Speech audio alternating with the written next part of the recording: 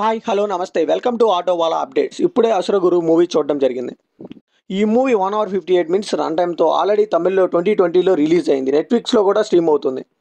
ఇప్పుడు మన ఆహా వాళ్ళు ఈ వారం ఏ మూవీ లేనట్టుంది, ఈ మూవీని అయితే తెలుగులో స్ట్రీమ్ చేస్తున్నారు.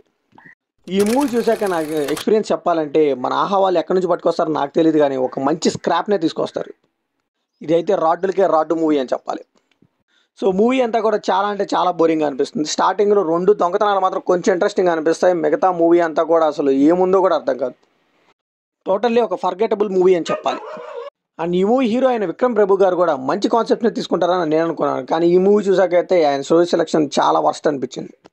అండ్ ఈ మూవీని ఫ్యామిలీతో చూడొచ్చా అంటే మధ్యలో హీరోయిన్ ఒక్క ఎక్స్పోజింగ్ సీన్ ఉంటుంది, అది తప్పితే మిగతా అంతా చూడొచ్చు.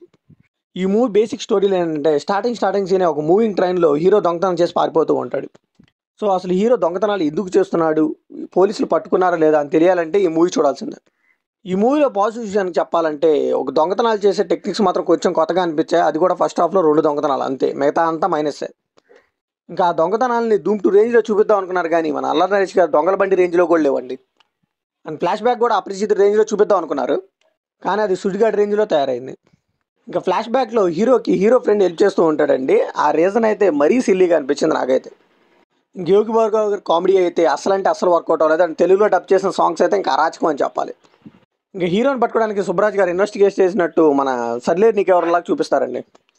ఏవో చిన్న క్లూస్ దొరికినట్టు, దానికి తెలియటప్పుడు ఇంకెవరు రాశాడో కానీ వాడికి ఒక దండం పెట్టచ్చు. ఇంకా లవ్ స్టోరీకి అయితే ఒక దండం పెట్టచ్చు, మెలో డ్రామాతో కూడిన లవ్ స్టోరీ అది.